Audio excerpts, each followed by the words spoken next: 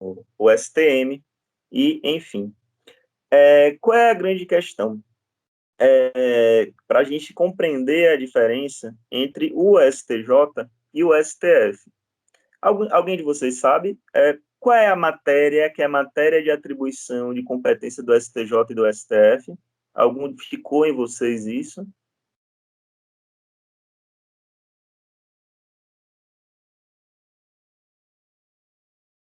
Pode abrir o microfone e falar que não ficou. Ou sim. Cléia levantou a mão, quer falar ou a mão levantou porque algum erro? A gente responde para não ficar aqui achando que... Não, professor, foi erro. Eu não entendi a bem, repete. Qual é a matéria de atribuição do STJ e do STF? De recurso. Quais são os recursos que vão para o STJ e quais são os recursos que vão para o STF?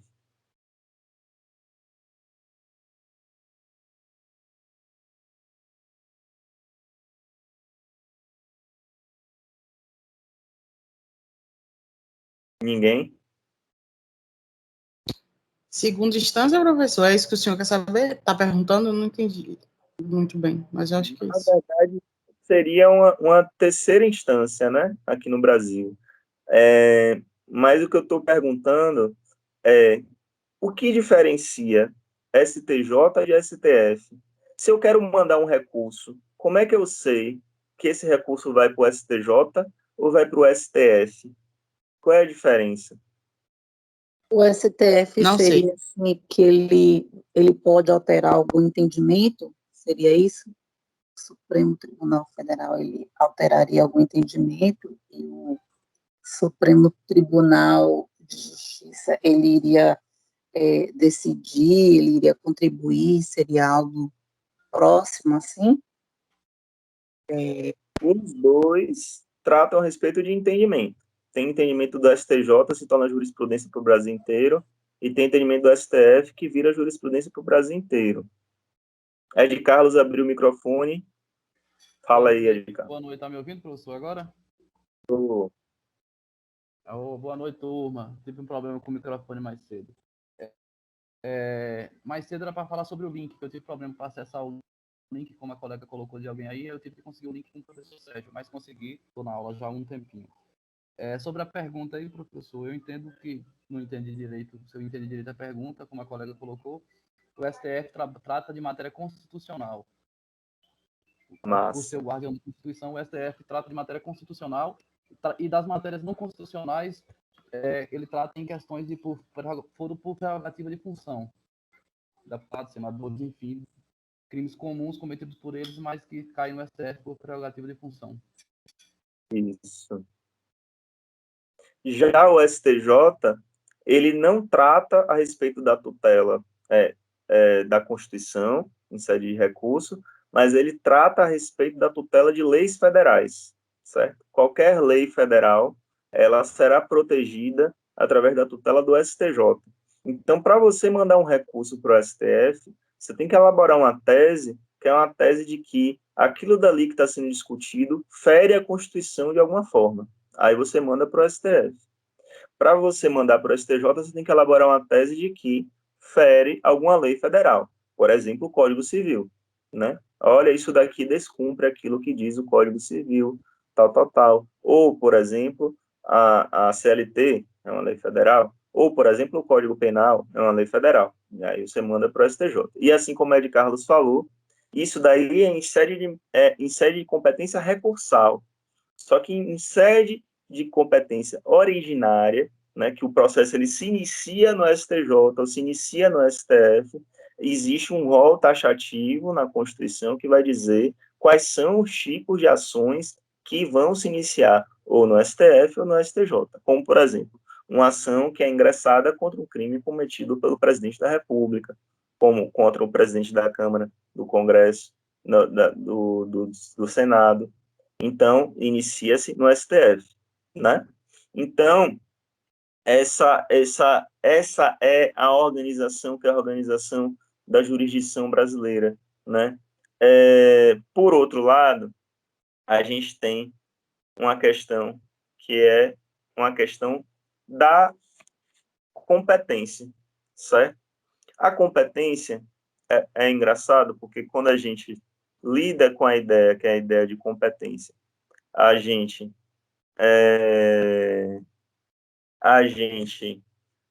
tem uma visão que é uma visão diferente dos leigos, né? Porque se aí falar que o juiz não foi competente, o leigo vai achar que a gente está xingando o juiz, né? Dizendo que ele é um incompetente, que ele é alguém que não consegue fazer o seu trabalho, e etc. Na questão da competência, a competência ela é um dos maiores, uma das maiores questões do processo, né? A competência, ela significa justamente uma decorrência do juízo natural, ela significa que um determinado juiz, ele tem a atribuição de julgar aquela determinada causa. A competência, ela é derivada de razão, que é razão de matéria, e a competência também ela pode ser derivada em razão de território, não é? Pelo menos essas duas possibilidades. Em razão de matéria, eu não vou ingressar com ação trabalhista em uma vara que é uma vara penal, né? Aquele juiz ele não é competente para julgar, né? Não tem atribuição de julgar aquela matéria. Em razão de território, a gente tem também a questão de que eu não vou entrar na justiça penal do Rio de Janeiro para tratar de um crime que é um crime que ocorreu na Bahia. A competência, ela pode ser absoluta ou a competência ela pode ser relativa, certo? A competência absoluta é aquela que ela não pode ser superada. Então, por exemplo, eu, Gabriel, eu vou lá e ingresso com uma ação que é uma ação civil, uma ação que envolve plano de saúde, eu ingresso na vara penal. Essa competência ela é uma competência absoluta. Esse processo ele não vai poder avançar.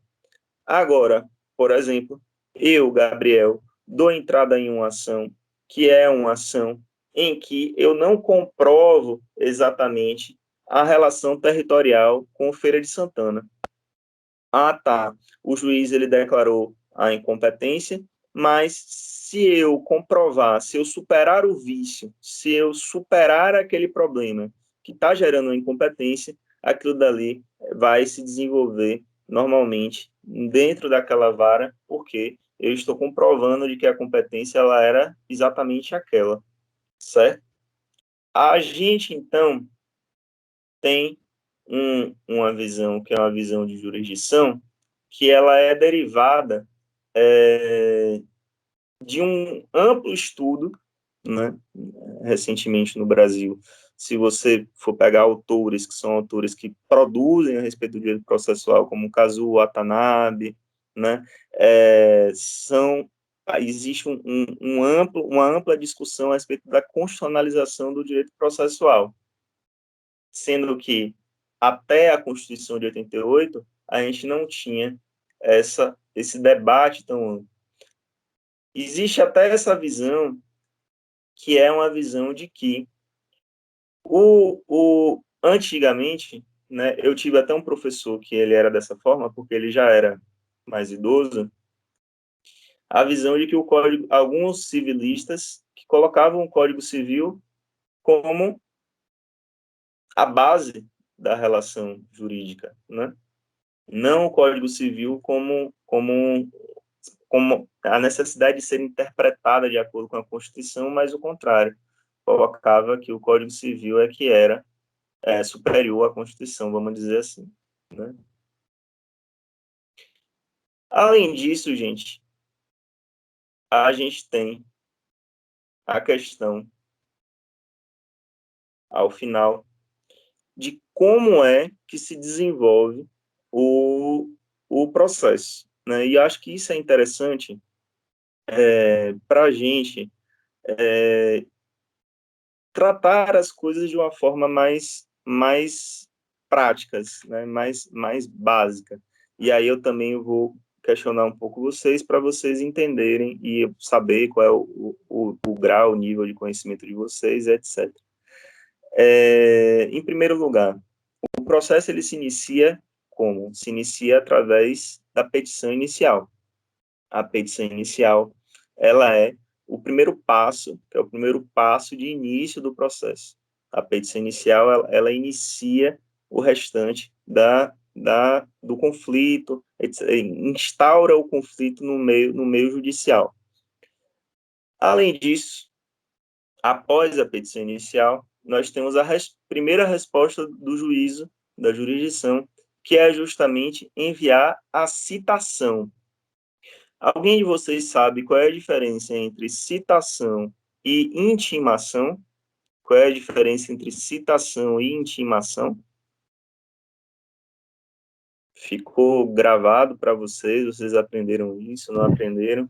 Não, eu não, professor. Vamos lá.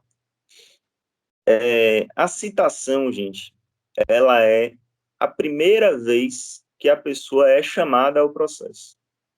Eu vou lá e dou entrada em uma ação como advogado, o tribunal, a justiça, vai mandar uma carta para a casa da pessoa e ela vai ser citada.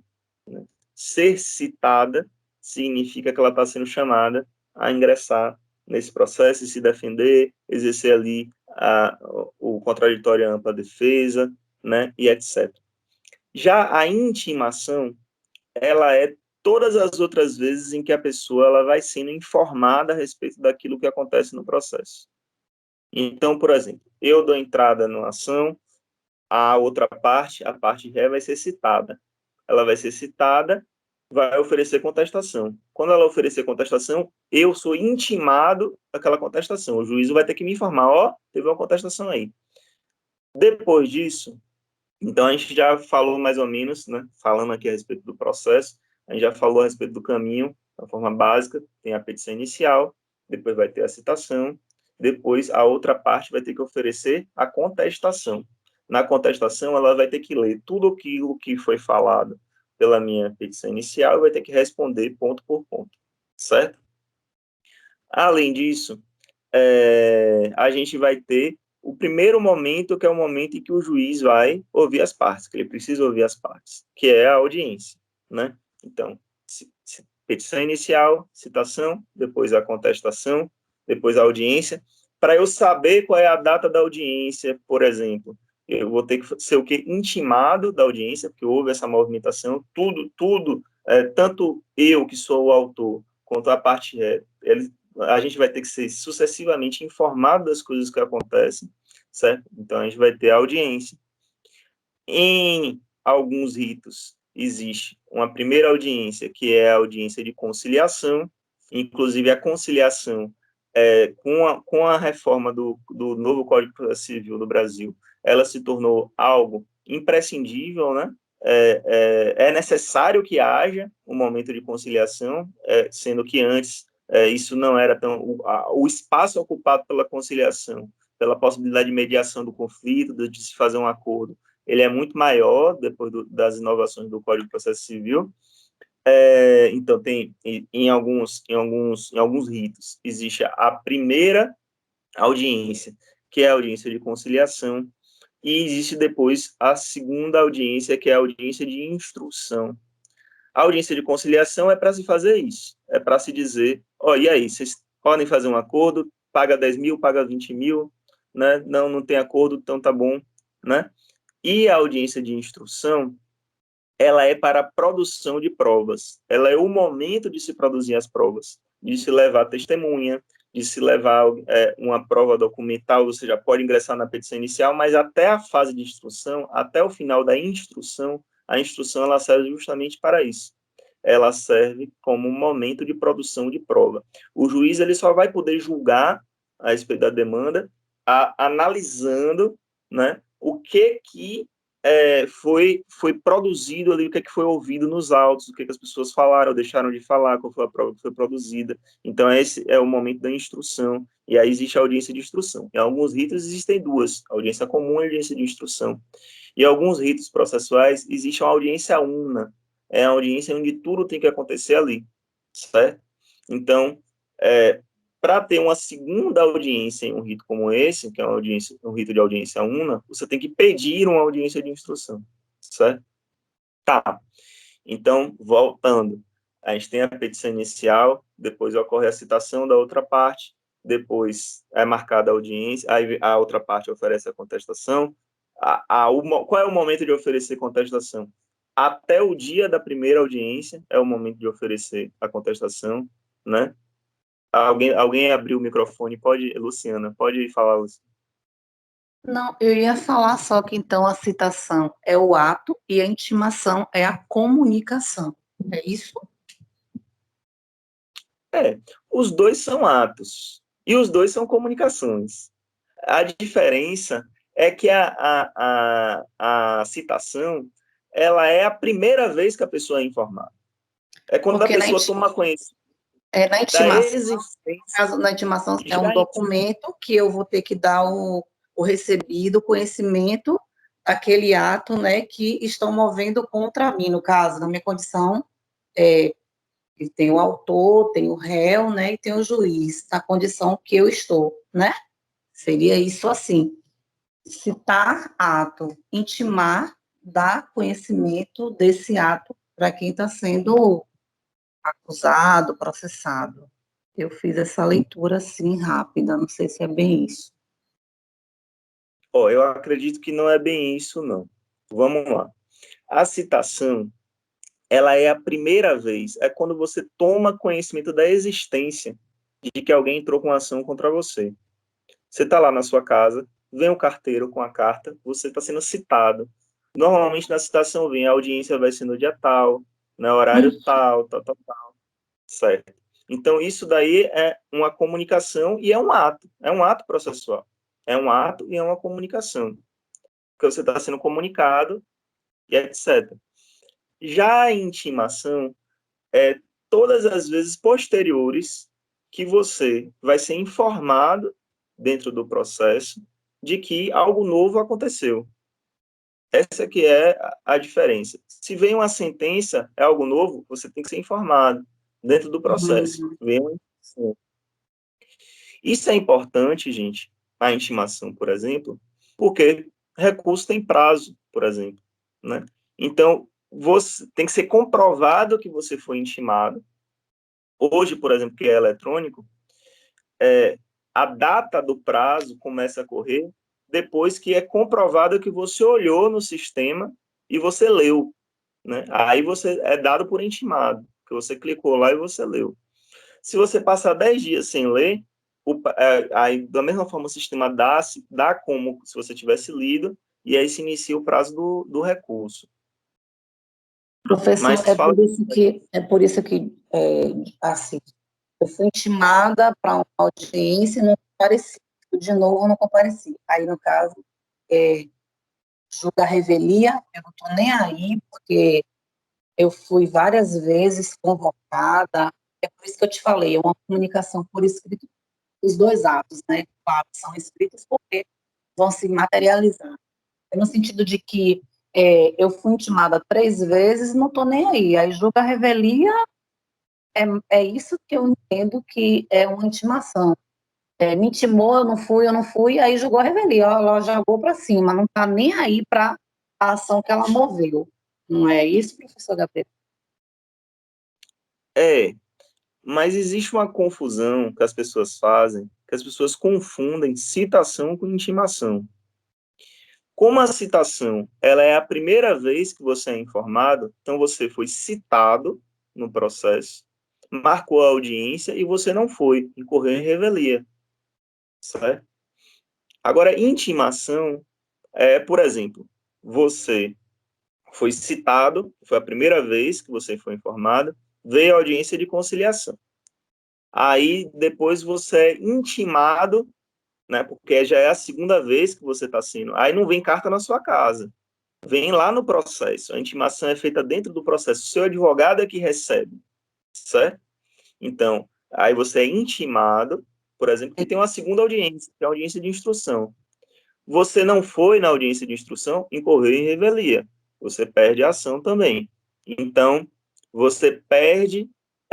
A diferença fundamental entre citação e intimação é a ordem. A citação é a primeira vez que você é informado. Intimação, só segunda, terceira, quarta vezes que você recebe informações a respeito daquele processo. Ficou claro agora? Entendi, perfeito. Pronto.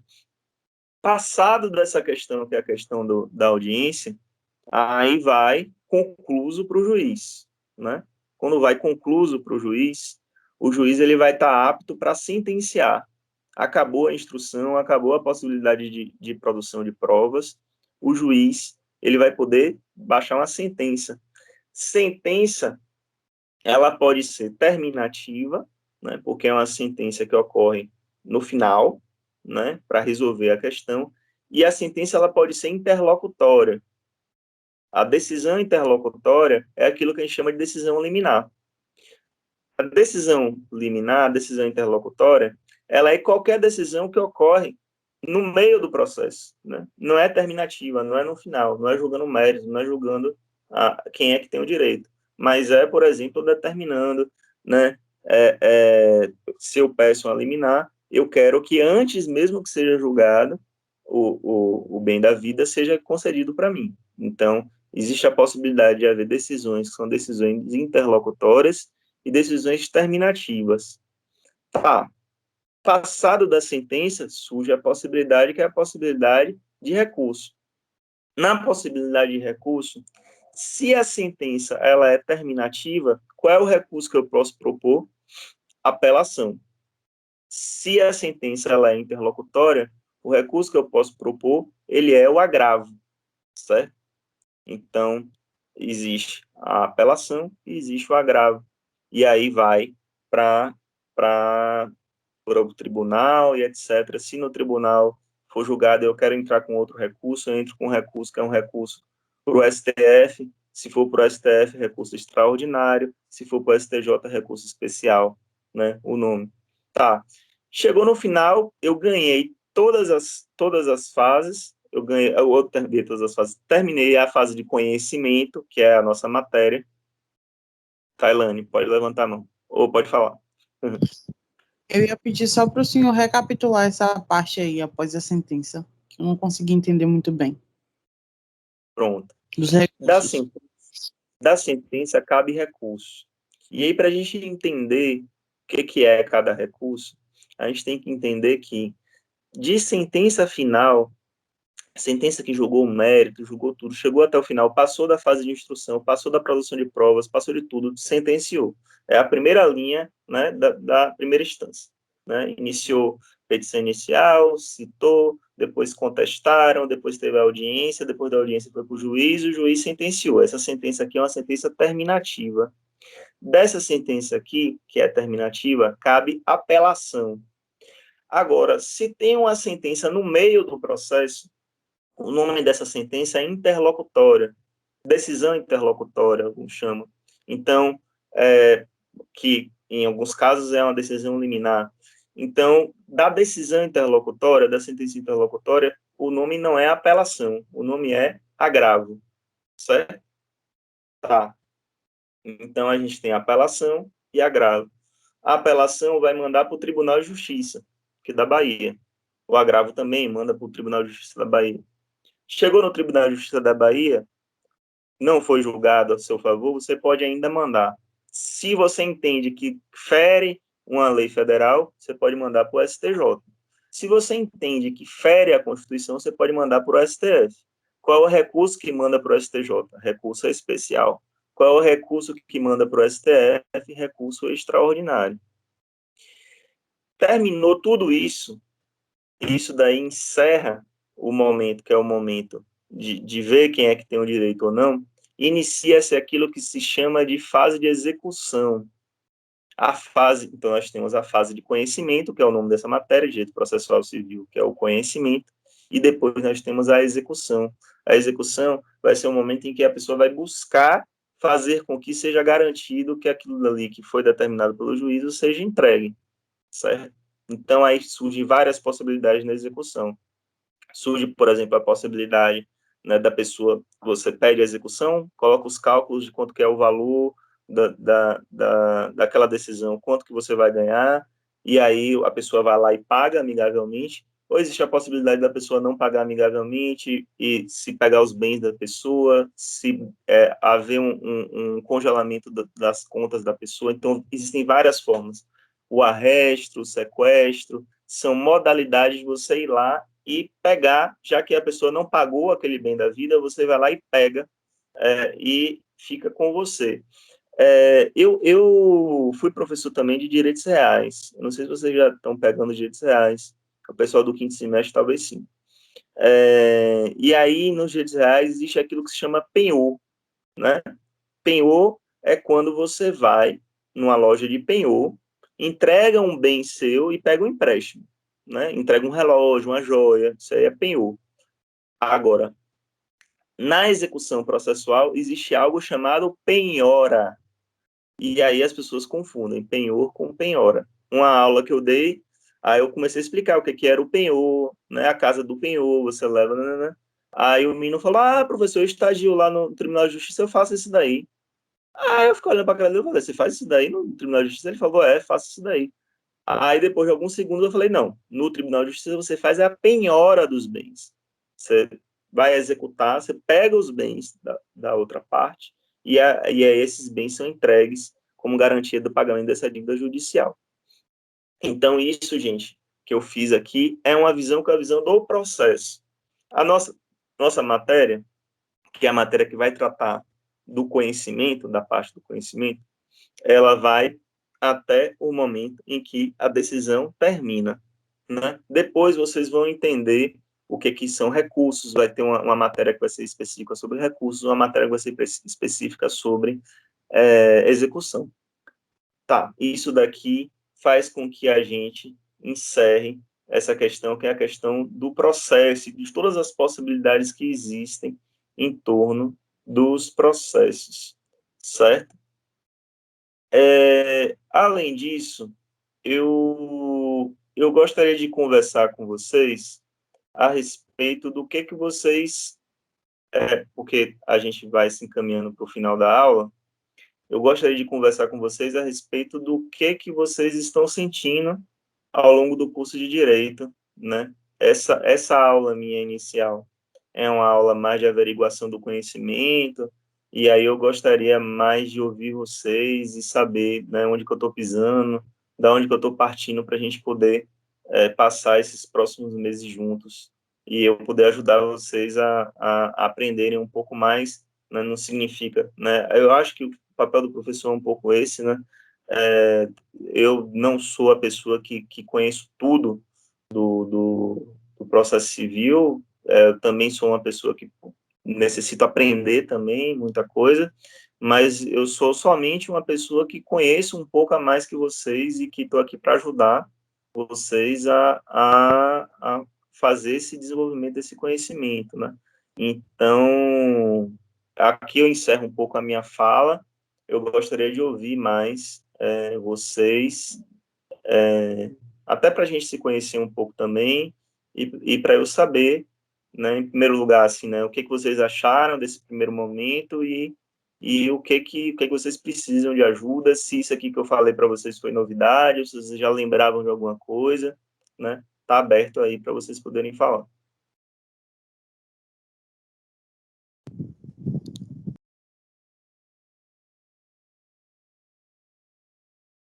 Professor, assim, tem muita coisa, como eu falei, a respeito de processo.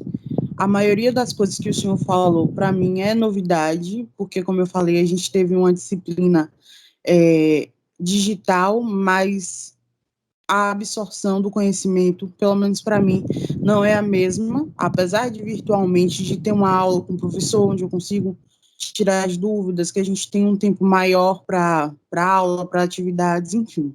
Então, para mim, é tudo muito novidade. Eu queria te fazer uma pergunta a respeito da sua visão, assim. Hoje, às vezes eu penso, meu Deus, será que é tanta coisa assim, mesmo eu que não estou dando conta, porque é muita coisa para a gente conseguir absorver, é muita informação, o HD tem que ser muito bom para poder guardar tanta coisa, tanta informação. Eu tenho uma visão de que existe uma diferença muito grande entre teoria, principalmente no direito. Acho que em todos os cursos são assim, mas principalmente no direito existe um divisor de águas muito grande entre a teoria e a prática. E eu acho que a gente só consegue realmente assimilar, viver o que é o direito quando a gente começa a praticar em algum sentido, ou estagiando em algum escritório, ou estagiando em algum local onde a gente consiga viver de verdade o direito. Para o senhor, assim, fazer uma pergunta um pouco pessoal, teve essa barreira também? Quando é que o senhor disse, não, calma, agora eu estou preparado, realmente eu estou vivendo o direito? Porque às vezes eu ainda penso, meu Deus, será que sou apenas eu que acho que não estou dando conta que é muita coisa, ou como é que funciona? Isso é com todo mundo. Ai, ufa. Isso é com todo mundo. Na verdade, é, minha mulher também, ela se formou em direito agora, né? Aí ela fala para mim que eu sei muito do direito. Só que eu acho que eu, eu acho que eu não sei. Eu acho que eu necessito aprender muito mais até que eu consiga dizer que eu cheguei num patamar razoável, né? Dizer, pô, já tô num nível razoável, nível médio, vamos dizer assim, né? Pô, então, eu acho que esse sentimento, ele é um sentimento muito recorrente no curso de direito, e é um sentimento que é uma sensação de crise, né? O estudante de direito, ele tem uma sensação de crise a todo momento e de que ele terminou o curso e que ele não aprendeu nada. Isso é comigo e com meus colegas, e também depois que eu terminei o curso, que foi estudar para a OAB, em alguns momentos eu virar para o lado, eu me dava conta de que tinha gente que sabia muito menos, porque de qualquer forma, apesar dos problemas que a universidade pública tem, a universidade pública dá acesso a você a uma bagagem jurídica razoável. Em algum momento você escutou falar sobre algumas coisas. Então, a gente tem essa questão. Para mim, o que me ajudou, essa ficha caiu para mim no nono semestre, muito perto do final do curso, e se eu pudesse voltar no tempo e eu pudesse conversar comigo mesmo e falar, pô, siga assim no seu curso de direito, eu falaria isso. Eu acho que o direito ele é muito amplo, né? E que é bom que a gente se agarre a uma parte do direito, né? Porque eu acho que isso não ocorre, por exemplo, ou ocorre menos com os médicos, né? É, eu não acho que ninguém vá... Oh, a gata aqui. Peraí, a gata quer entrar. Boa noite. Deixa a gata tentar, professor, porque ela é prioridade. Animal é É, prioridade sempre.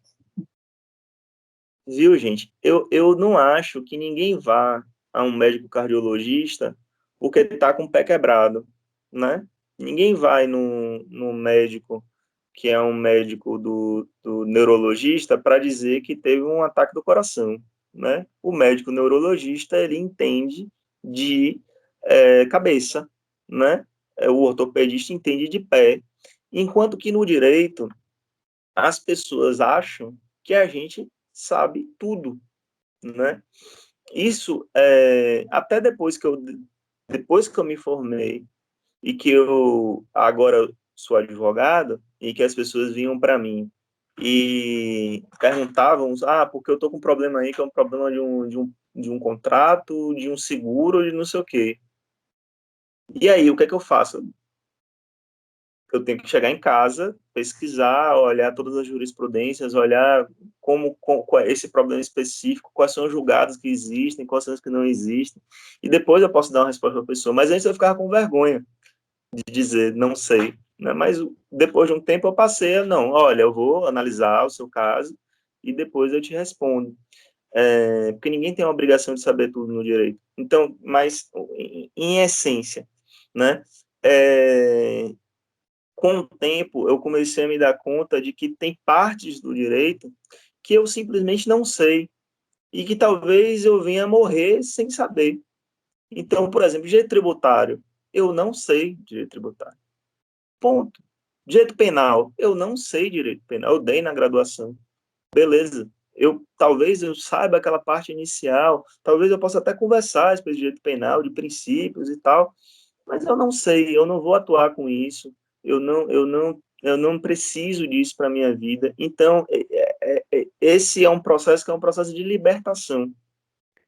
Agora, é bom que a gente comece a construir o nosso conhecimento jurídico, é o que eu construí dessa forma, a partir do entendimento do nosso não conhecimento, certo? Então, por exemplo, depois de um tempo eu comecei a me dar conta, eu entendo de direito administrativo, eu sei quais são os princípios administrativos, né? Legalidade, impessoalidade, moralidade, publicidade e eficiência. Eu sei quais são os poderes, poder de polícia, poder hierárquico, né? Então, eu sei, aí quando chega em licitações, eu já não sei. Se eu for falar sobre licitações, eu vou ter que, deixa eu dar uma estudada aqui para eu reconhecer esse caminho, mas eu sei mais ou menos direito administrativo, eu sei mais ou menos direito do trabalho, do ponto de vista teórico. Do direito processual, eu sou muito ruinzinho. Eu sei direito previdenciário, certo? Eu sei direito civil, eu já dei aula de direito civil, eu tenho uma bagagem de direito civil, né? A parte de contratos eu sei um pouco menos, gosto menos, a parte de reais eu gosto mais. A parte inicial é muito fácil, a gente tem que utilizar isso o tempo todo, então isso entra um pouco na nossa veia. A parte processual, né? Eu sei que a fase de conhecimento é algo que está no meu dia a dia e que eu sei, mas talvez a parte do recurso, talvez tenha alguns recursos que eu desconheça, que eu precisaria estudar mais. Então, a gente vai, na verdade, fazendo um joguinho de preencher, né? A gente sabe essa base, então, a partir dessa base, a gente vai preenchendo o restante. Ou se eu parar esse ano e ler muito, estudar muito de processo civil, né? Agora, a parte processual, ela é tremendamente importante. Porque sem a parte processual, você não vai conseguir intervir, né? Outra coisa que eu penso, que é um pouco isso que Tailane, foi Tailane, não foi que trouxe essa discussão? Foi.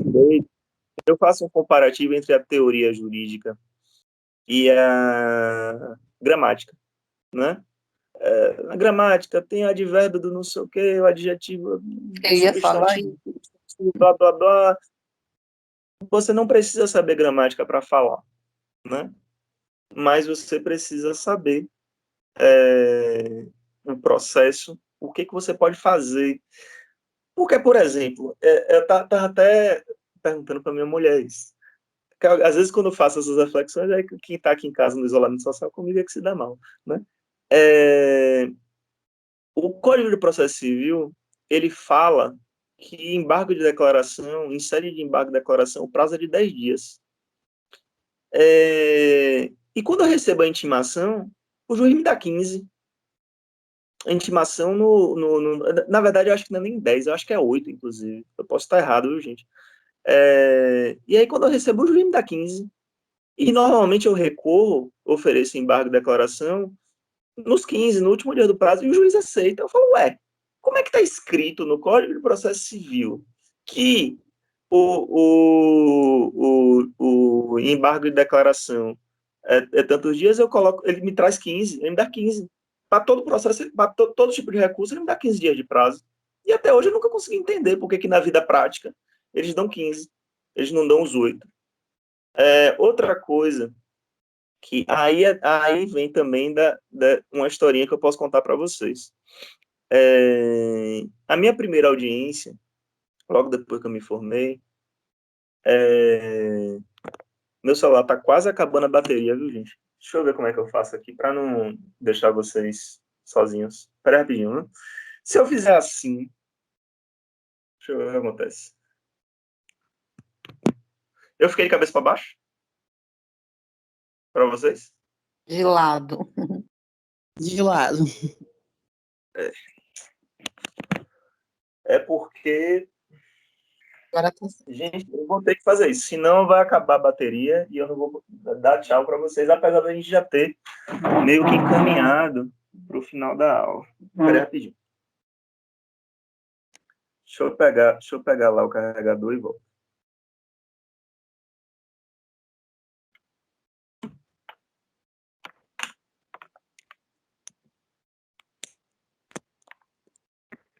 A Ilane levou aí um questionamento que eu venho me perguntando sempre. A gente estuda e não consegue assimilar muita coisa, né? E aí acaba com esse pensamento aí de não estar estudando o máximo que tem que estudar, não estar assimilando o máximo que está tendo que assimilar, não é isso? É. Ô, Sabe uma coisa que sabe licença, uma coisa eu ia que falar ao com longo você. Eu pode acredito, falar. professor, eu acredito que essa inquietação de pai, essa inquietação de vida, é de qualquer pessoa que inicia uma graduação. Eu também, quando eu fiz letras vernáculas na UFES, que inclusive você não aprende gramática, não existe em sala de aula nenhum professor ensinar gramática para um graduando em letras, seja vernáculas, seja francês, seja espanhol. É como você falou aí no início, né? Eu aprendi, eu comecei a lidar com o direito quando eu participei da minha primeira audiência. Então as pessoas pensam, eu digo no meu caso, né, que eu sou professora de língua portuguesa com especialização na área de texto e gramática, mais texto do que gramática, coerência e coesão textual. Aí eu agora estou estudando para um concurso interno do meu trabalho e tem tudo, né? Direito penal militar, tem direito administrativo, tem direitos humanos, tem língua portuguesa, que tem hora que eu me deparo com questões que eu digo assim, eu emburreci, foi, ao longo dessas mais de 2 décadas de formada. Imagine o direito, como você falou no início, que é amplo, né, que é complexo, tanto quanto a nossa língua portuguesa, porque eu não digo aos meus alunos, a língua portuguesa ela é fácil, ela é compreensível, ela é interpretativa, desde quando você tenha o embasamento morfológico.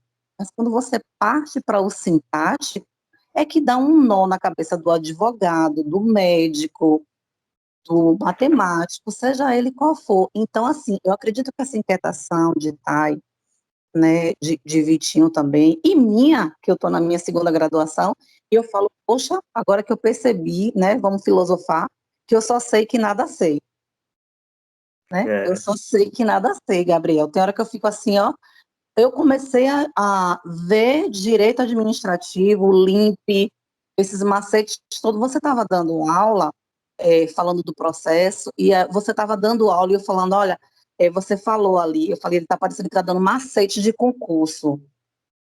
Você fez STF, 11, não, eu falei, tá parecendo que eu estou na aula do cursinho, aprendendo os macetes de direito penal, né? E aí que eu falei, nossa, como o direito penal é uma matemática, porque para mim a matéria mais difícil é matemática, bem mais do que português, que é um desafio para nós falantes da língua portuguesa, ensinar ao próprio indivíduo as regras da sua língua, né? Imagine pegar um direito civil, tantos artigos, e você interpretar todos, direito administrativo, direito ambiental. Então, é como você falou, ao longo dessa minha caminhada, qual é o direito que eu, Luciana Bacelar Costa, vou me identificar? Né? Ao longo da minha trajetória na área de língua portuguesa, onde foi que eu me encontrei? Eu me encontrei na área de texto, na área de compreensão e interpretação, porque realmente a gramática ela é complexa. Você ensinar ao indivíduo que o pronome relativo que ele vai desempenhar várias funções, ele vai desempenhar a função de adjetivo, ele vai desempenhar a função de substantivo, e você fazer com que o outro entenda o que é a partícula passivadora, o que é o índice de indeterminação de sujeito, dá um nó na cabeça do indivíduo, né? E aí eu falei, nossa, a gente estava respondendo umas questões minhas colegas que ficam assim, olha que responsabilidade. Gabriel, você é o bambambam no direito processual civil, né? Aí as pessoas te jogam essa responsabilidade e aí você se vê, poxa, como é que eu vou dizer que eu não sei direito processual civil, né? Não é isso, É, Gabriel? E você fica assim, é a mesma coisa quando o Thay falou assim, nossa, meu HD fica cheio, viu, Thay? Aí o Vitinho falou, imagine a gente que trabalha o dia inteiro, né? Chegar à noite com uma série de coisas que a gente passa de ordem emocional em um HD cheio. Aí a gente vai ter que esvaziar esse HD, né? Então é é, essa mesma inquietação que os meninos têm, eu também tive. Eu falei, meu Deus, eu percebi que eu não sei nada de direito. E aí quando eu comecei a ler o direito constitucional, né? Que eu fui olhar quantos senadores tinham, o que é que o STF fazia, o que é que o Poder Executivo, Legislativo, Judiciário, os crimes de responsabilidade, eu falei, meu Deus, eu realmente não sei direito, né? Então, eu acredito que essa inquietação, ao longo dessa caminhada, desses mais 10, 5, 6, 7 semestres, elas vão ser dirimidas no que você se encontrou, né? O que eu gostei é. mais do direito? Eu, particularmente, já percebi que eu gosto de direito penal. Muito. Então, Tortura, estupro, essas coisas assim. Eu já percebi que é uma pegada que eu vou gostar muito. E talvez o direito ambiental, porque eu sou muito envolvida com essas causas do meio ambiente, de animais. Então, acho que seria um dos que eu seguiria. Não sei, né? É igual a minha filha que está fazendo medicina, que ela disse que queria ser geriatra, mas ela agora já não quer ser geriatra, ela já quer ser outra coisa, outra coisa. Então é a identificação. Obrigada por deixar eu falar, Gabriel. Eu sou meio faladeira, sabe? não, não, que é isso. Você abriu a fala, você tem que falar tudo que você tem, tá no coração, né? Principalmente nesse momento inicial nosso, né? É bom que a gente está se conhecendo. A história que eu queria contar para vocês é a seguinte. Teve a minha primeira audiência foi com a minha mãe, né? Então não conta, né? Minha primeira causa, né? Na minha mãe, aí a gente sentou e aí a conciliadora, né? Alguma coisa declarada, doutor? Eu falei, não. Tá bom, tá encerrada a audiência. Pronto, acabou a audiência, foi isso. Eu só falei isso, não, acabou, levantou e acabou. A minha primeira audiência que eu fui pago, né, por um cliente, tô olhando pro lado, viu, gente, porque as gatas estão querendo fazer alguma coisa ali. A minha primeira audiência que eu fui pago, eu falei, pô, eu fui pago, né, pela cliente, e eu vou escrever, que eu vou me pronunciar lá na audiência para as pessoas, né, para eu defender a cliente, né, porque ela está me pagando e tal. Então eu escrevi na agendinha aquilo que eu ia falar, me preparei e tal.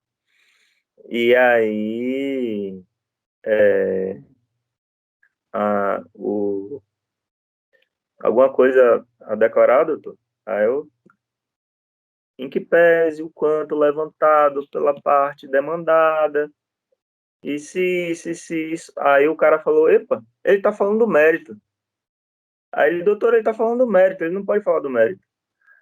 Aí eu falei, dá licença, você sabe? Ele só pode falar de preliminares e dos documentos.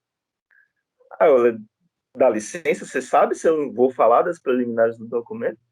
Claro que eu não ia, né? Mas aí o que eu fiz? Eu mudei, né? Mudei o que eu tinha escrito. Não, então, tal, de acordo com a preliminar tal, o documento tal, impugno, bababá. Aí terminei. Aí o cara falou, não, doutor, ele falou do mérito. Retira dos autos isso aí que ele falou do mérito. Aí a conciliadora, doutor, você vai retirar? Eu falei, não, tá falado, pode constar aí que eu falei mesmo. Aí ele, então eu protesto. O outro advogado, então eu protesto. Eu, eu vou protestar porque ele falou do mérito, não pode, e aí conste aí que eu protesto. Aí quando saiu da audiência, aí eu perguntei para a cliente, né? Você achou o que, Cida? Ela falou, não entendi nada. Aí eu falei, pois é, o cara queria tirar aquilo que eu falei, mas eu não deixei, né? Então ficou mesmo do jeito que eu queria, né? Que absurdo, como é que quer tirar aquilo que eu falei? Não, na realidade quem estava errado era eu, porque no juizado especial, na audiência só pode falar das preliminares e das fotos, dos documentos juntados pela outra parte. Você não pode falar do mérito. O mérito você já falou na petição inicial. Isso aconteceu, depois aconteceu uma outra, que foi com a minha irmã, que o cara juntou a petição na hora. Eles ficaram brigando entre si, era uma ação contra o Banco Itaú. Eu que sou advogado, eu que estou habilitado, o outro, não, sou eu que estou. Aí eles ficaram brigando entre si, aí juntou o pendrive e na hora eles colocaram a contestação, ou seja, eu não li, né?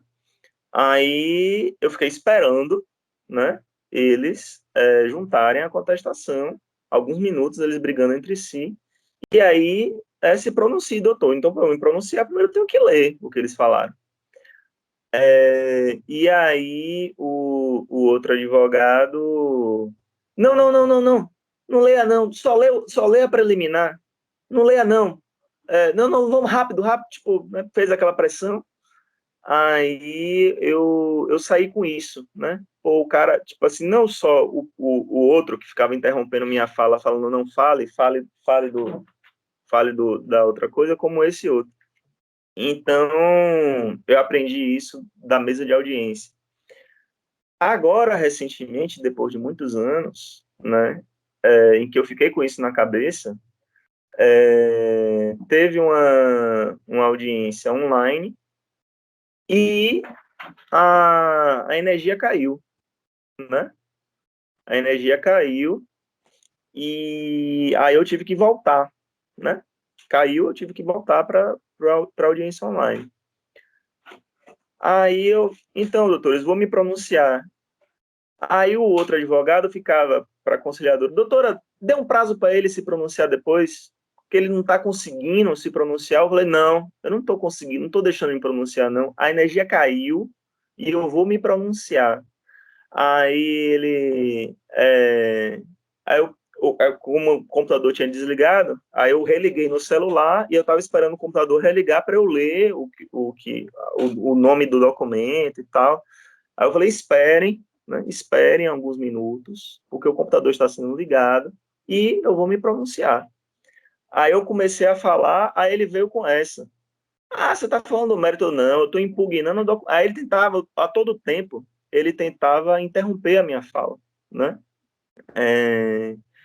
E aí, eu não, estou falando do documento, número tal, impugnando tal, né? Nesse caso, eu estava certo, porque eu já sabia que só pode falar de preliminar e documento em audiência de juizado especial, blá, blá, blá, blá, blá, né?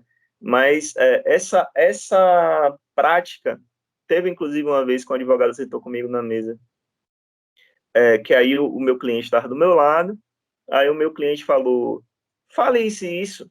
Aí eu falei, tá bom, é ele que tá pagando, né? Aí, isso. Aí eu terminei de falar, aí o outro advogado, doutor, eu protesto porque ele falou do mérito. Saiu da audiência, eu apertei a mão dele, eu falei, parabéns, né? Porque o mais correto, não é você ficar, assim, mais correto, entre aspas, né? O mais ético é não você ficar interrompendo a fala do outro para tentar impor, né? Para tentar obstruir, na verdade, a defesa, né? Apesar de alguns advogados utilizarem desse itinerário. Só que, claro, um monte de coisa, mas existe a prática do dia a dia, né? O que você vai fazer lá, o que cabe falar na audiência, o que não cabe, né? Acho muito difícil, por exemplo, que em um curso de direito, no momento teórico, né, no momento de exposição, um professor se aprofunde no juizado, que a lei que norteia o juizado não é o Código do Processo Civil, é a lei de juizados, a lei 9.099/99. Essa lei é que regra o juizado, são regras diferentes. Só que a gente vai viver muito mais no juizado, né? O juizado é 40 salários mínimos, né? A causa de R$40 mil, né? Poucas causas a maioria das causas são abaixo de 40 mil. A exceção é que você encontre causas, a não ser, claro, eu não sei, advogados que estão há mais tempo aí de estrada, que encontre causas que seja acima de 40 mil. Tem algumas minhas que são na justiça comum, né? Mas são raras, a grande maioria é no dia a dia do juizado, que dura um ano e meio a causa, você recebe, enfim. Então, mas aí você vê, né? Na teoria, você vai ver toda a fase de conhecimento, depois dos recursos, não sei o que, tá? Qual é o momento que a gente se aprofunda no juizado especial, que é, de verdade, o dia a dia de um advogado, principalmente um advogado recém-formado, né? O advogado começa a pegar as causas que são as causas mais bobas, de dano moral, de uma indenização, né? Por conta de uma relação de consumo, né? O normal do começo, essa questão, né, um nome da pessoa que foi incluída no SPC indevidamente. Então, isso é um pouco a questão do direito. E eu me pergunto, na verdade, essas figuras, Gilmar Mendes, porque o cara tá, Gilmar Mendes, um Fachin, todos eles, né, na verdade, o cara é chamado para julgar sobre questão eleitoral, ele julga. O cara é chamado para julgar sobre questão penal, ele julga. Sobre questão trabalhista, se for para o STF, ele julga. Sobre questão previdenciária, ele também julga. O que faz essa figura? E ainda faz sustentação oral de 2 horas falando sobre aquele assunto, chegar a esse grau de conhecimento, né? E são sentenças de uma qualidade, né? Porque a figura que está julgando aqui no juizado especial, no nosso dia a dia, ela julga várias causas diferentes também, né? Está numa área de consumo, às vezes vai para outra, enfim, mas, né, não tem nem comparação, né? Uma sentença que é uma sentença daquela do STF, né, que é uma sentença só, tem 120 páginas, 200 páginas, para uma sentença, né, que é dada no juizado. A minha última raiva, né, nem não foi a última, foi a penúltima, né, teve outra, foi que, né, uma ação de plano de saúde, vai embora, uma ação de plano de saúde em que não se pode ter aumento abusivo de plano de saúde, né? Os aumentos máximos anuais na tabela da ANS, 8% ao ano, 6% ao ano, 10% ao ano, só que a Sul América Saúde aumenta tipo 25, 20. Então a pessoa começa pagando R$300 por mês e depois está pagando 2.500 em 5 anos, né? Vai aumentando 25, 25, 25, 25, já triplica, normalmente triplica, quadriplica o valor do plano. E a minha cliente, ela estava com um plano de R$3.000 por mês. E a gente dentro da nação. E aí o juiz do juizado, da primeira instância, ele julgou que,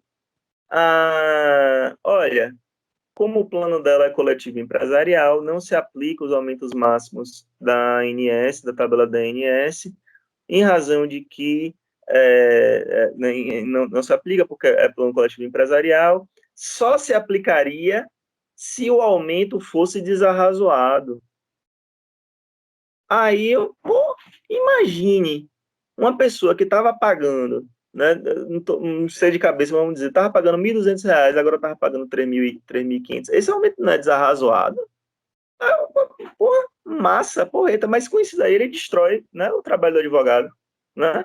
Porque agora vai ter que entrar com recurso, vai ter que ir para o tribunal, vai ter que aguardar muito mais, etc, tal. Enfim, né? Então ele mesmo escreve, eu fico pensando quanto que deve ganhar, porque não é nem o juiz que julga, né? É o juiz leigo, é o conciliador que acaba fazendo esse serviço. Então, muitas vezes eles fazem coisas escabrosas, assim, né? Falei demais, agora foi eu que falei demais, né, Luciana? Gente, alguém mais quer falar alguma coisa? É o papel do advogado, né, professor? Inclusive, ser um bom orador. Quem?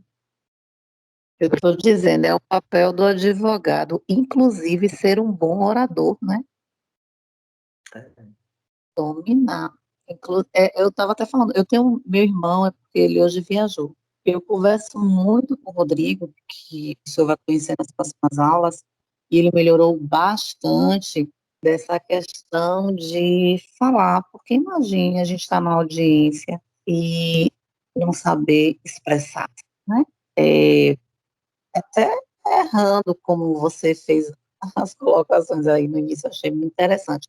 Mas eu acredito que nós, futuros, né, operadores do direito, precisamos sim nos debruçar nessa questão da oratória, de uma boa leitura, porque eu acho que não é de bom tom, né, um advogado ficar gaguejando, ele não convence ninguém. Então, eu acredito que, eu não sei por quê, desde o início do primeiro semestre, não existe uma matéria que trabalhe essa questão da oratória para os operadores do direito. Eu acho isso importantíssimo. E eu trabalho muito isso com o Rodrigo, e ele, graças a Deus, tem melhorado bastante. Inclusive, na sala, eu tenho percebido que muitos colegas que eu Quem é o comecei, Rodrigo? Rodrigo é meu irmão, caçula, Hum. ele viajou. Ele é do quinto semestre. E aqui na nossa turma, é porque tem outras pessoas que não participaram hoje, mas que, assim, evoluíram bastante nessa questão do falar. É como o Thay disse no início, nós somos uma turma participativa e a gente não tem medo de errar, porque se nós não errarmos, nós já somos o quê? Advogados, né? Então, o momento de errar é agora, de perguntar é agora, de saber o passo a passo. Ultimamente eu tenho andado muito calada, né? Porque minha mãe morreu faz pouco tempo, meu irmão também.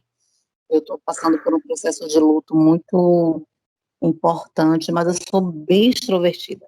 Ultimamente eu estou mais introvertida, assim, no meu isolamento emocional. E Rodrigo, inclusive, professor, tem está bem mais fragilizado do que eu. E eu converso muito com ele. Você precisa falar, você precisa. Ele é formado em administração de empresas, né? E aí eu falo para ele, ó, numa audiência não pode gaguejar, não pode ficar cacau. Então, assim, tem que ler. Não é só ler questões de direito, não é só a gente ficar estudando as coisas que diz respeito ao nosso curso. É ter uma leitura mesmo de mundo, uma leitura ampla, não é? Sobre tudo.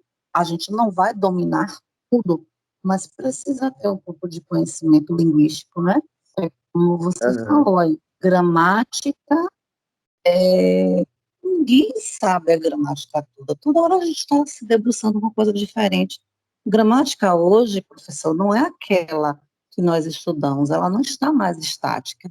Não existe isso. Então, assim, a gente precisa se perguntar, saber, questionar, e é como você falou, o direito ele é tão complexo quanto qualquer outra área que você venha abraçar, né? A medicina também tem as complexidades dela.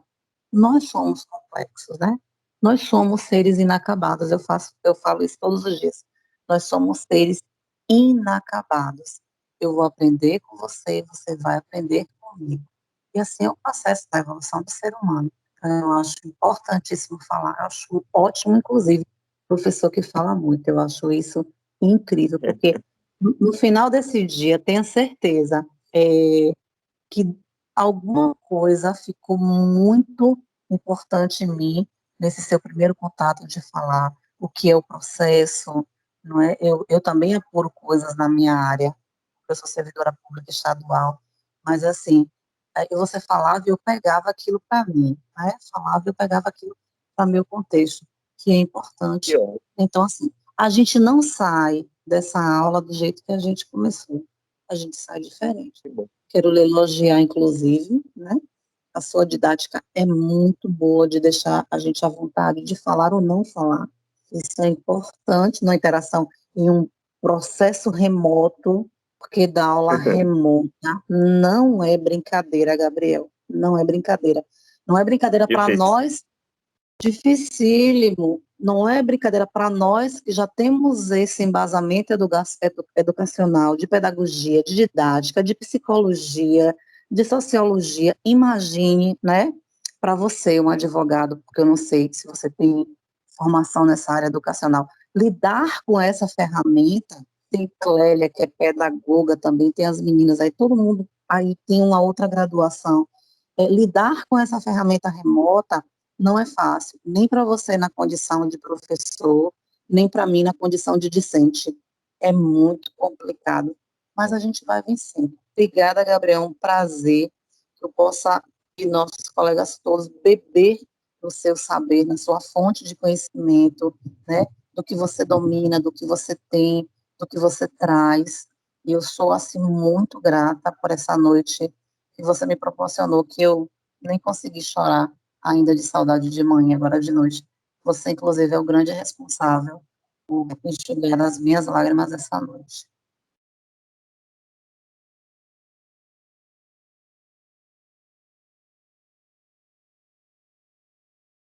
Muito obrigada e boa noite a todos os colegas. Valeu, boa noite. Professor. Vitor tá falando. Boa noite, Luciana. Boa noite, professor. Ô, professor, Amo essa gata. deixa eu falar um pouquinho. A Luciana colocou essa questão da Fala, Vitor, fala. né? É uma questão que eu tenho que trabalhar bastante, essa questão da oratória, né? Como ela falou aí, a faculdade deveria ter não sei se vai ter daqui para frente, como a gente está no quarto semestre ainda, um momento para trabalhar essa área aí da oratória, se não tem, se a gente tem que procurar. Eu sempre tive essa dificuldade de comunicação. Eu sempre fui muito calado, tímido. E aí eu estou tentando trabalhar isso a partir do momento que eu entrei na faculdade de Direito. Eu sei que eu tenho que melhorar bastante, até para ver qual o ramo do direito que eu quero seguir, que eu vou precisar de uma oratória boa, de algum momento eu vou precisar, né, ter essa ferramenta aí bem trabalhada. E, inclusive, eu estava até pensando em fazer já me indicar para fazer procurar um psicólogo para trabalhar essa área aí, para tentar melhorar, porque eu tenho às vezes eu travo, né? Porque eu sempre fui muito calado, muito tímido. E aí eu estou procurando trabalhar essa área. Como o Lu falou aí, eu preciso de orientação, né? Aí eu vou tentando pegar uma coisinha de vou me inspirando em outra, em Lu aí, né, nas meninas que falam mais. E aí para a gente tentar trabalhar essa área de, da oratória para melhorar um pouquinho, né? Estou à sua disposição, Vitinho, sempre, sempre, sempre. Valeu, eu sei que posso contar com vocês sempre aí. Estou tentando melhorar, mas vamos ver daqui no final do curso. Também não é tão assim, né? Assim, os momentos em que, claro, existe uma questão do imaginário, da inserção social, como um advogado, aquela pessoa que defende, que faz um bom discurso, né? Eu sou um advogado que eu pego causas sociais também, né? Então, por exemplo, essa questão dos camelôs aqui eu peguei, a questão aqui do coronavírus, dos agentes de saúde, eu peguei uma ação dos agentes de saúde aqui em Feira. Eu tenho uma ação que é uma ação que envolve ali na Estação da Lapa, uma reintegração de postos que vai remover as famílias ali da Estação da Lapa, e eu ajudei a elaborar a nota técnica para colaborar com a Defensoria Pública. Então acaba sendo necessário, né, a gente ir, né, num bairro que está sendo removido, a gente ir e falar e convencer as pessoas e expressar que a gente entende do que está acontecendo no processo e o que a gente está fazendo para ajudar as pessoas. Então existe esse momento, que é esse momento, né, assim, eu acho que no trato com o cliente, né, e também, enfim. Mas, por outro lado, são raras as vezes em que no processo a gente precisa falar. Então, por exemplo, nessa questão do juizado, o grande normal, né, às vezes é necessário, tem alguma coisa na preliminar, ou alguma coisa, utilizando esse exemplo, alguma coisa em uma foto que você tem que impugnar, você tem que falar. Aí você fala o quê? Impugna a foto tal. Acabou. Você não tem muito o que dizer. Tem acordo ou não tem acordo? Tem acordo. O acordo é de tanto, 5 mil, aceita ou não aceita? Aceita, não aceita. E aí acabou a audiência dura 5 minutos, 10 minutos. enfim, e que é o normal. Agora, por exemplo, ações previdenciárias, não tem audiência. Não tem audiência. Então você não precisa falar. Ações trabalhistas você precisa falar. Você precisa falar. Uma ação trabalhista, a audiência trabalhista, ela é muito mais complicada, muito mais demorada. Necessariamente tem que ter uma audiência de instrução, você tem que normalmente você leva testemunhas, o juiz faz pergunta para as testemunhas, você tem que instruir as testemunhas, você tem que fazer pergunta para a testemunha do outro, você tem que fazer pergunta para a sua testemunha, para constar no processo. Então é uma audiência difícil e é uma audiência em que rola muito dessa pressão, né, que é a pressão do outro advogado querer interromper a sua pergunta, né, que é um jogo que, agora que eu já aprendi, eu já encerro logo, ó, eu que estou falando, então você fica quieto, na sua vez você fala, essa coisa de ficar interrompendo, eu considero uma falta de ética, uma falta de respeito com outro advogado, assim. Mas a grande maioria das vezes, aí, por exemplo, uma ação penal que tem um tribunal de júri, aí o cara tem que fazer aquele teatro, né? Tem que fazer aquela coisa que a pessoa foi morta e tal, levantar a faca, enfim.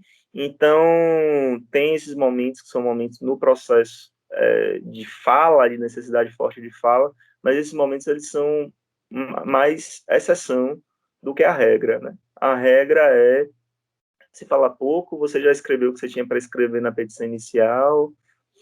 Tem alguns colegas meus, porque eu fui lá fazer a sustentação oral, eu falo, para quê? Porque quando você manda para a turma recursal, quando você entra com recurso, aí vai ser julgado pelos desembargadores. Aí tem a possibilidade de você fazer a sustentação oral. Aí você informa no processo, quero fazer a sustentação oral.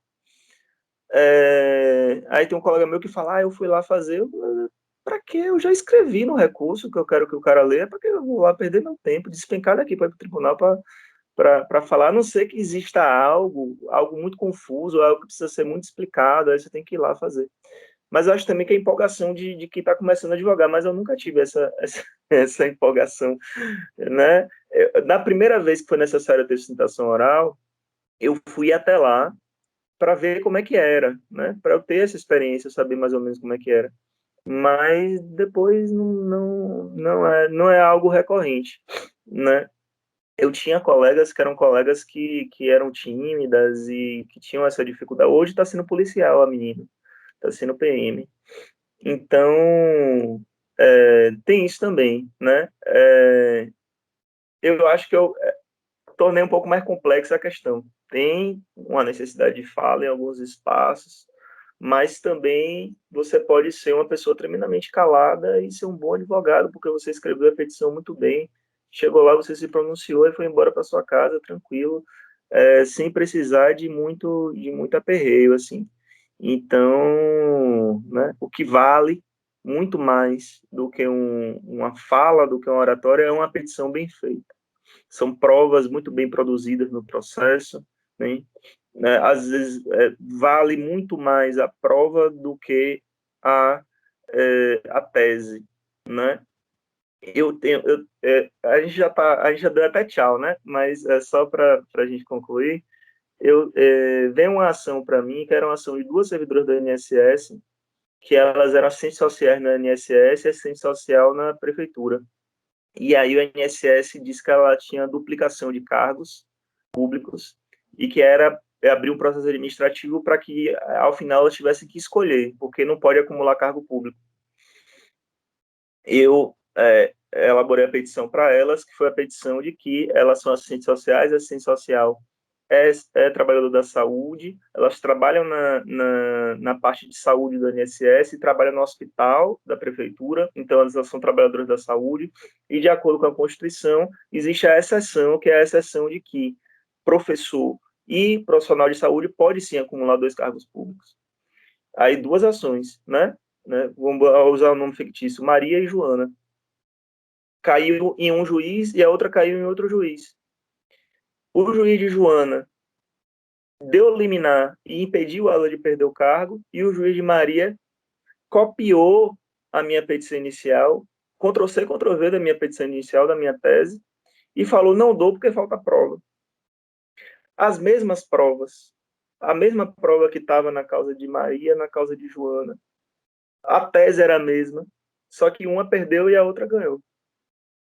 E é o que me salvou, né? Porque se fosse, pô, é algo muito importante da vida da pessoa que ela perdeu o emprego, né, de servidora pública. Foi o que me salvou, tipo, não é azar o dela, né? O azar foi o dela, porque, assim, a mesma causa, com os mesmos documentos, com o mesmo, ganhou e na outra não ganhou.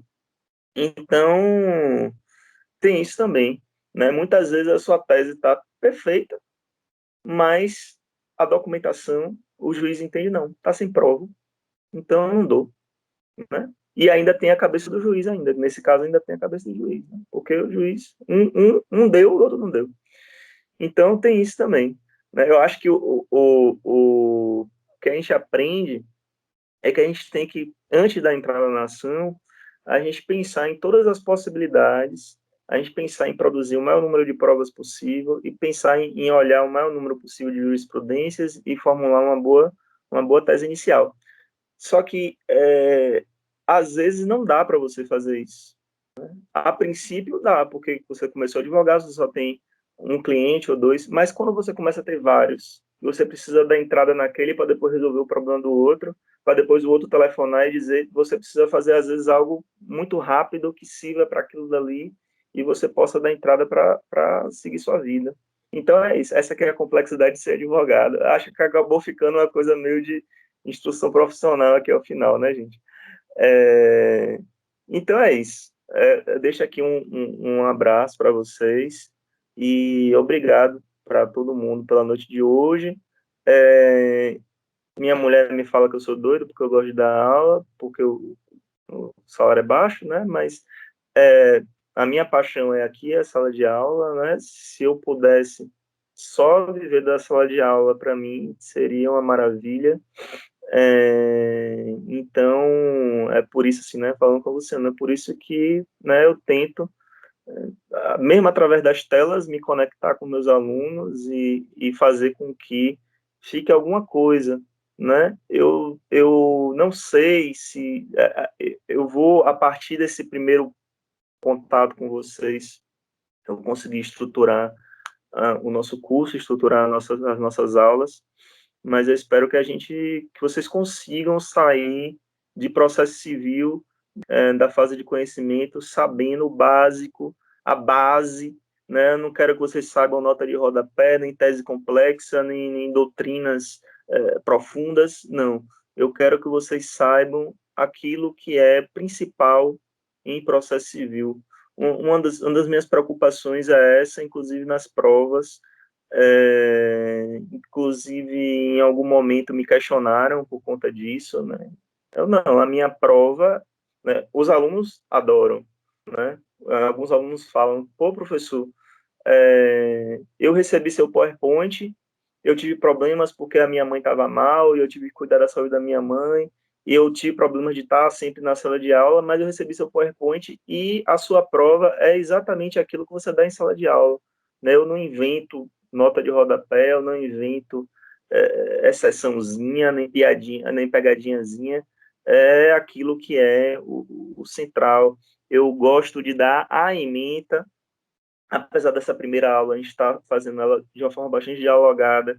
Eu não vou ficar aqui contando papo da minha vida, tem os momentos da gente poder falar sobre isso, mas aqui é para seguir a ementa e cumprir a ementa de processo civil. A gente vai ver tudo de processo civil de conhecimento, do começo da ementa, cada pontinho até o final, certo? Se vier a dizer, teve uma determinada parte que ficou mais rasa, outra que ficou melhor, então a gente vai melhorando, e se vocês puderem me ajudar a melhorar a minha aula também, eu agradeço, mas é isso. Ementa, prova de acordo com aquilo que a gente viu em sala de aula, né? Se for possível da gente fazer alguma revisão antes da prova e a gente meio que retomar tudo aquilo que a gente já viu, a gente faz também, e é isso. Se alguém considera que isso não é bom porque não é rígido, é o professor rígido, eu não estou aqui para ser rígido, nem para... Eu não estou aqui para ser carcereiro, né? Eu penso dessa forma, o professor não é carcereiro, eu não estou aqui para ficar vigiando né, vocês, e nem para ficar me vangloriando depois, porque eu fiz uma prova difícil e fiz vocês perderem. Para mim, isso não faz nem sentido, né? Prova faz parte do processo pedagógico, a aula é o processo pedagógico e a prova é uma forma de checagem do processo pedagógico. Ela tem que se conectar, né? Eu tenho que colocar na prova aquilo que a gente viu, aquilo que a gente conversou a respeito. Então, é um pouco isso, e pronto, já falei demais de novo, né, Luciana? Não, Rubem Alves lhe classifica como mediador do conhecimento. Pronto. Então, tá bom, gente. Um abraço. Tá bem, professor. Desejo que essa Boa disciplina noite, seja professor. ótima. Um abraço. E Obrigada, que professor. Boa noite a corra todos. tudo bem. Boa noite. Boa Tchau. noite. Então, boa noite, viu, professor? Depois a gente conversa melhor. Um beijinho para todos.